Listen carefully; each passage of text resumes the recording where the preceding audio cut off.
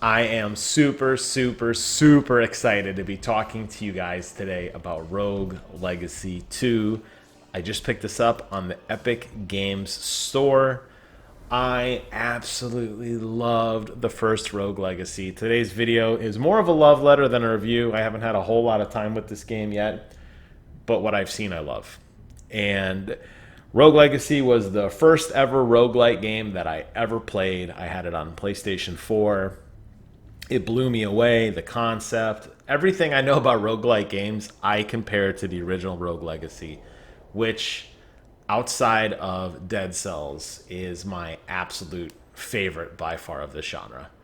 Now, what is so cool about Rogue Legacy, and subsequently Rogue Legacy 2, is that every playthrough is different. Not so much in the standard roguelike tropes where you have the procedurally generated designs, where you have character traits, you have upgrades that carry over from one character to the next, or anything like that. It's the character traits. I know I just said it, but I meant it now.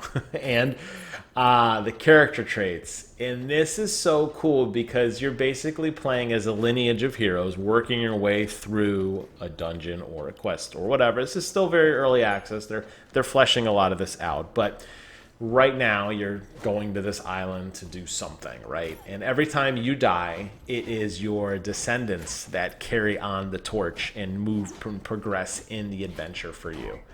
And this is where this game really is very different than any other roguelike game. And it's that those heroes you pick are very different from one another. And you will see a little bit of that in a minute, and I'll talk more about that in the new system that is being implemented after I get through this first death. So I'll focus on that part in a minute. But let's focus on the things you can see and the things that you can love outside of that character progression. This game is absolutely gorgeous. I love the art style of this game. It is very simple to pick up and play. The controls are very, very basic. You have a basic jump, you have a basic attack, and you have a couple different abilities that are based off of magic, which you gain by defeating other enemies.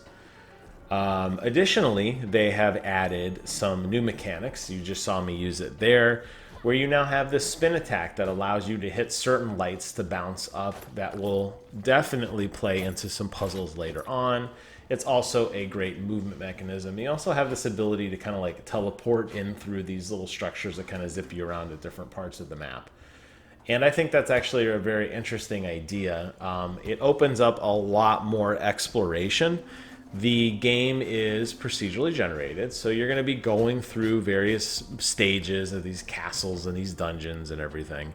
And progression is a lot of backtracking. That's unfortunately one of the parts of this game that every game, you're going to go somewhere. It's Metroidvania in the sense that, like, you don't have the right ability, you don't have the right power. Enemies are just too hard and you're going to leave. Dead Cells has kind of found a very creative way around this with the shrines that allow you to teleport quickly from one area of the map to another. It seems as if those little teleport pads that I just showed you there, where you turn into like this little bolt of energy, it seems as if you're going to be doing that later on in this dungeon as well. Remains to be seen. That's just my guess. Now, one of the cool things that a new mechanic here is these trick doors, which are now going to basically force you, if you want to see everything, to hit every single wall that you can. It reminds me a lot of like Castlevania, where you'd walk up to find like a hidden turkey in the wall or whatever. Who doesn't hide their turkeys in walls, right? Where you're going to be able to hit against walls to find different collectibles and treasures and secret paths and everything, which is also a very cool mechanic.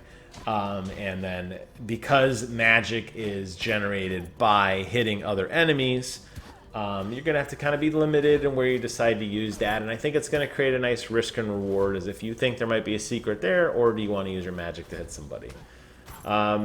Very similar to a lot of other games that have different types of experience. This one has a leveling system. You do more damage as you level up your character by investing gold after you die. Enemies have different levels and that sort of thing. Here I'm going to totally eat it. And I think I had figured out at this point actually how to do it, but I want to die because I want to show you guys the fun of this game and where the real charm is. Every run is, you know, it's going to give you a nice summary when you die. Here lies so-and-so. They'll tell you how you died. And now this is where it gets fun. You choose your heir. And you always have 3 to choose from. Sometimes there's modifiers that allow you to have different ones, but typically it's 3. At least in the first one it was. I don't know what they're going to do with this one quite yet. But you'll see that each of those heirs has different abilities. They have different classes, different weapons, different specials, and then they have these different like oddities. They could be colorblind, they could be anorexic, they could be gay, which I never understood. That one always made me laugh. The description of gay is you're a fan of the man.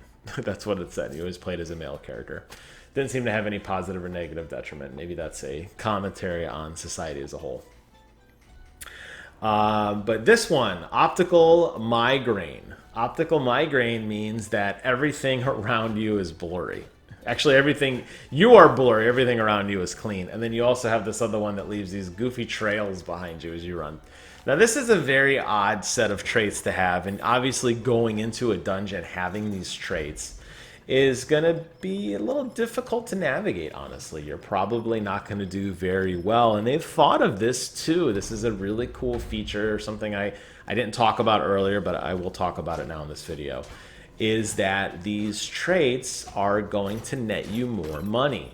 So if you want to play a very cookie cutter build, I want to be a knight who has very limited hindrances, you know, I'm just a normal knight, whether you want to be, you know, there's other classes too, so you can be like a mage or whatever, it doesn't matter. But I don't really want to have anything bad, I just want to play normal. That's fine, you can do that and enjoy the game for that.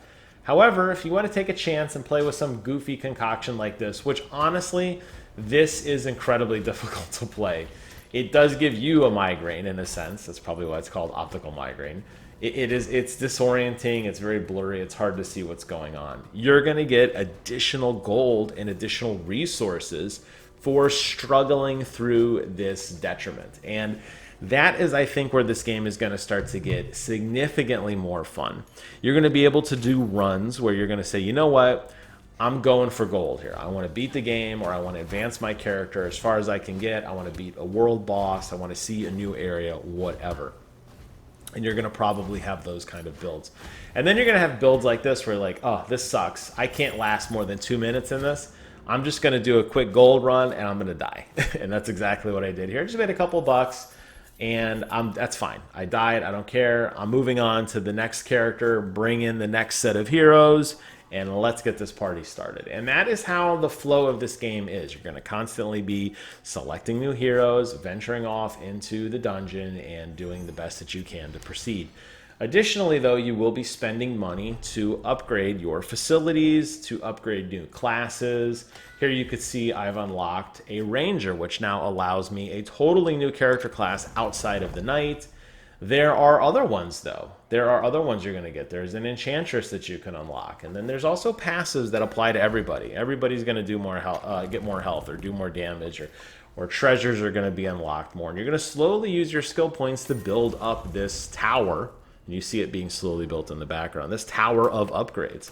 So the more you play, the more you unlock, the better you're going to be. Here's another goofy trait. This one's called Vertigo. Vertigo is one that you play, everything is basically mirrored upside down. And it is incredibly hard to navigate.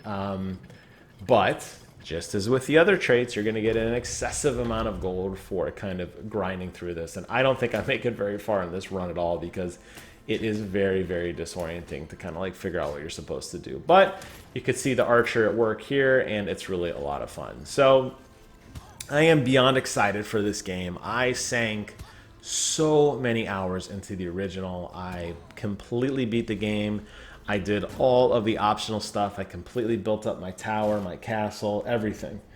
I was very, very excited to kind of work my way through and uncover all the secrets of this game and all the power-ups and all the crazy modifiers. And I can't wait to do it again. Now, this is still in a very early access. It's very clear at the splash screen. They said it's just a small subset. As a matter of fact, this is version like 0.1 of the game. I mean, this thing is still very early on. So don't expect a full-fledged experience yet, but knowing early access, I'm perfectly fine to grow and develop with this game. I will be a very vocal member of the community on this one because I was so passionate about the first.